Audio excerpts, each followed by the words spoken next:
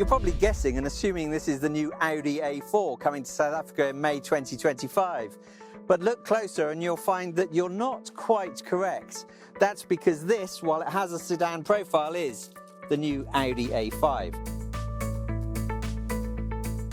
What is going on, I hear you say? Well, Audi has decided to separate its battery electric vehicles from its internal combustion engine as we move into this era of electric and electrification. So even numbers are electric, odd numbers are petrol or diesel. Not that South Africa will get the diesels. Instead, there'll be a lineup of TFSI petrol engines initially, with front-wheel drive or quattro, and the current Big Daddy, the S5. It is a complete redesign, of course, not least of all because it has a fastback style tailgate, like a coupe, but I know what you're wondering, so I'll just tell you now, there isn't a coupe version at the moment. Executives won't be drawn on it. There may be one in the future. There may also be a Sportback, and I think we can be pretty sure there'll be an RS5.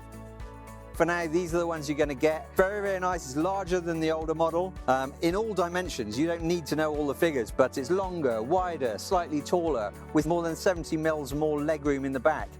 And it's full of trick bits and pieces, including the fancy headlights, which you can adjust in terms of what your daytime running light signature is going to be. New color schemes, all sorts of things like that.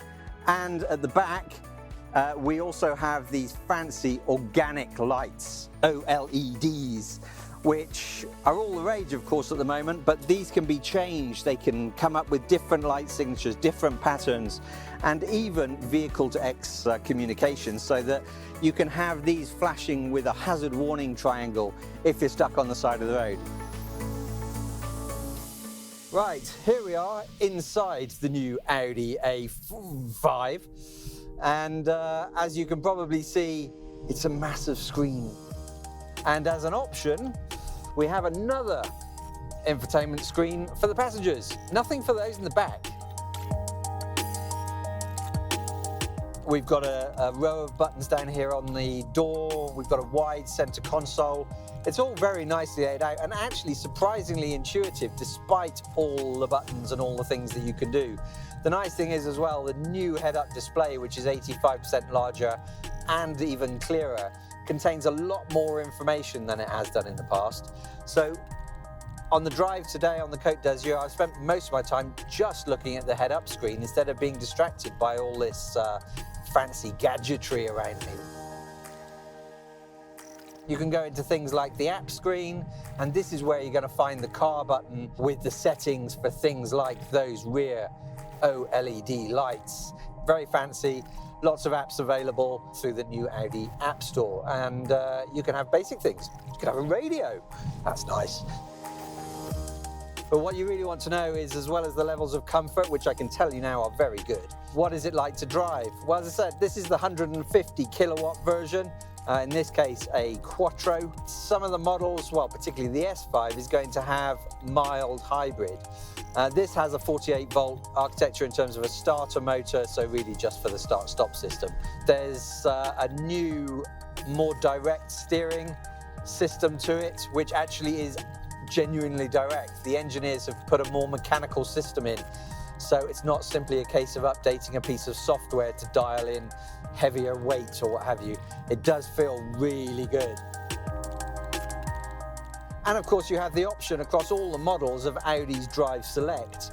Push a button there and you have balance, dynamic, comfort and efficiency.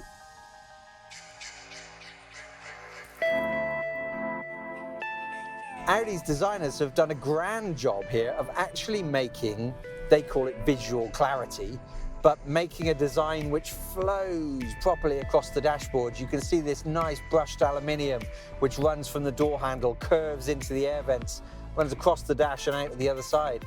It's very nicely done.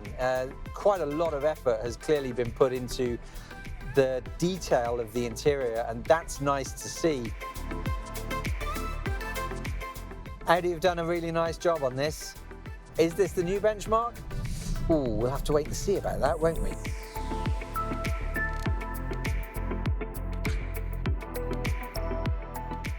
I'll tell you what though, one thing about this in terms of ergonomics is, good golly, it's a reach for the door handle. Somebody with very long arms came up with that one.